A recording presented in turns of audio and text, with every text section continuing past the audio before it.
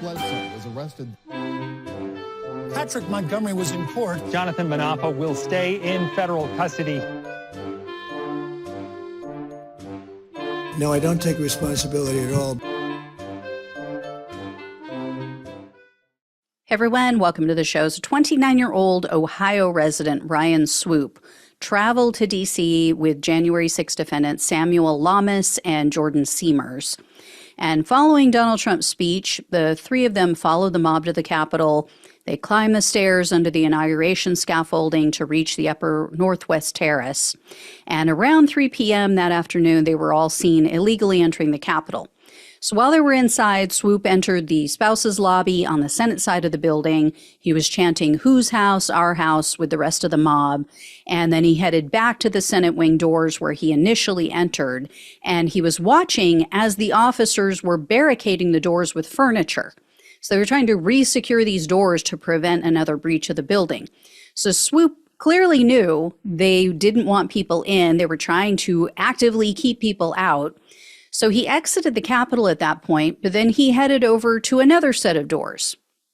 So officers were on the outside of those doors, the new set of doors that he approached, and the officers tried to retreat inside to get away from the mob. They were becoming increasingly aggressive. And so the officers on the inside opened the doors for the officers on the outside to come in. And then as they were trying to shut the doors and try to engage the electronic locks, people were throwing things at them. The officers, before they managed to get the doors closed, the mob surged forward. They started throwing things and getting even more aggressive.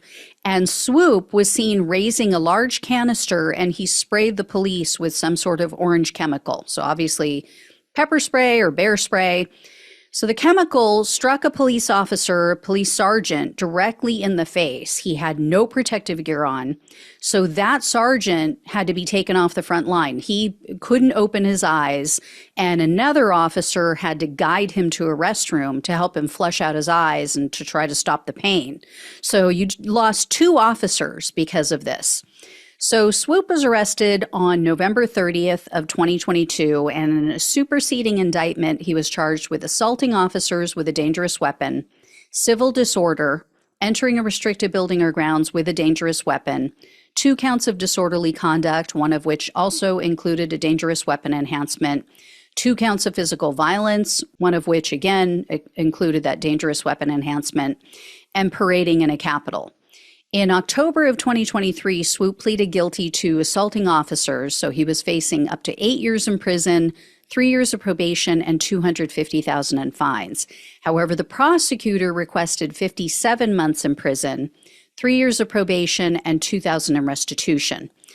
As for Swoope's criminal history, the prosecutor says he's had previous interactions with law enforcement. They mention a 2019 conviction for possession of weed. Swoope received a fine for that arrest. And then I came across this story, which was not mentioned by the prosecutor. So for those listening to the podcast, there's an article I'm showing. The headline says, quote, "Man on LSD goes running down highway." This was Swoope. This incident occurred about 7.5 years ago. He was 22 at the time.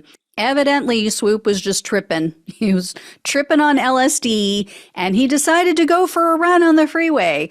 So the press reports say he stopped traffic because he was running across 3 different lanes, and Swoope only responded to the police when they threatened to taser him.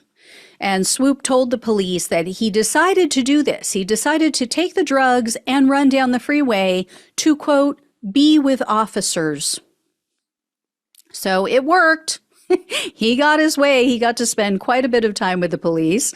He was arrested. He was charged with disorderly conduct and obstruction of official business. But based on what it says in his January 6th sentencing memo, it doesn't sound like he was convicted. It sounds like they just gave him a pass.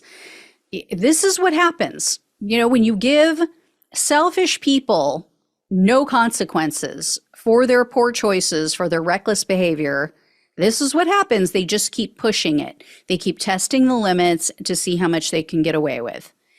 So, U.S. District Judge Trevor McFadden presided over Swoope's case, and I couldn't locate any details about what was said at the sentencing hearing, but Swoope is now entering the find out phase of his life. Judge McFadden sentenced Swoope to 51 months in prison, 2 years of probation, and $2,000 in restitution. So a pretty decent sentence from Trump appointee McFadden. I might have to take some of what I said about him in the past. Some of it. Not all of it. I might have to take back some of it.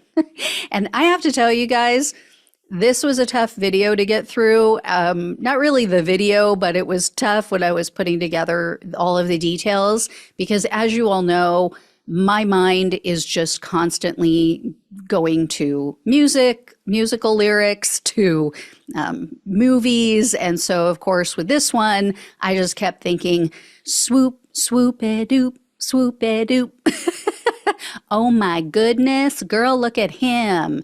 He is not the cutest brother in here, and he's going away. That was my version of the Salt and Pepper song. And yes, I know it's not swoop. I know it is not. You guys don't have to leave a message going, yeah, but it's not.